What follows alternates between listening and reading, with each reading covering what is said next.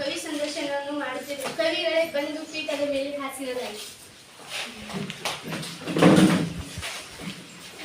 ಕವಿಗಳೇ ನಿಮ್ಮ ಹೆಸರೇನು? ನನ್ನ ಹೆಸರು ಸಾಸಿ ಮರಳಯ್ಯ. ಕವಿಗಳೇ ನಿಮ್ಮ ಪೂರ್ಣ ಹೆಸರೇನು? ಸಾಸಲಿ ಶಿವರುದ್ರಯ್ಯ ಮರಳಯ್ಯ.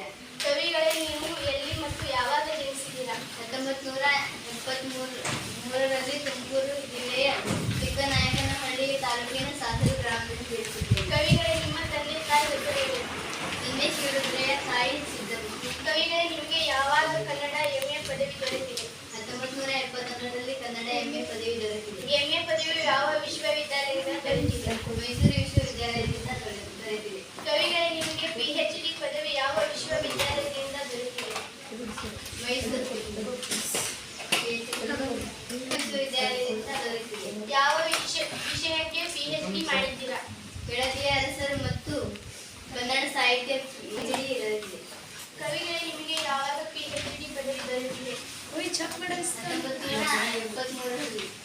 ಕನ್ನಡ ಸಾಹಿತ್ಯ ಪರಿಷತ್ ಅಧ್ಯಕ್ಷರಾಗಿ ಎಷ್ಟು ವರ್ಷ ಸೇವೆ ಸಲ್ಲಿಸಿದ್ದೀರಾ? 1995ರಿಂದ 1998ರವರೆಗೆ.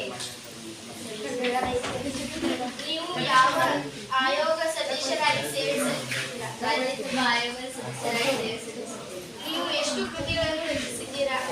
ನಾನು 90ಕ್ಕೂ ಹೆಚ್ಚು ಕೃತಿಗಳನ್ನು ರಚಿಸಿದ್ದೇನೆ. ಅವು ಯಾವ್ಯಾವು? ಶಿವತಾಂಡವ, ತೆಂಗನ ಕಲ್ಲು, ಮುತ್ತಿನ ವೈಭವ, ನಾಟ್ಯಮಯೂರಿ, ವಿಜಯಮಾತಾಪಿ ಮೊದಲಾದವು. ಕವಿಗಳೇ ನಿಮಗೆ ಕೃತಿ ವಿಭಕ್ತಿ ಪುರುಷ ಎಂದು ಏಕೆ ಕರೆಯುತ್ತಾರೆ? ನಾನು ನಾಟಕ ಮತ್ತು ಕವಿತೆಗಳನ್ನು ತುಂಬಾ ಬರೆದಿದ್ದೇನೆ. ಅದಕ್ಕೆ ನನಗೆ ಕೃತಿ ವಿಭೂತಿ ಪುರುಷ ಎಂದು ಕರೆಯುತ್ತಾರೆ. ಪ್ರಕೃತ ಪ್ರಜಾನಿಷ್ಠ ಗದ್ಯ ಪಾಠವನ್ನು ಯಾವುದರಿಂದ ಆರಿಸಲಾಗಿದೆ? ನಾಟ್ಯಮಯೂರಿ ಕೃತಿಯಿಂದ ಆರಿಸಲಾಗಿದೆ. ನಾಟ್ಯಮಯೂರ ಕೃತಿಯನ್ನು ಏಕೆ ರಚಿಸಿದ್ದಾರೆ?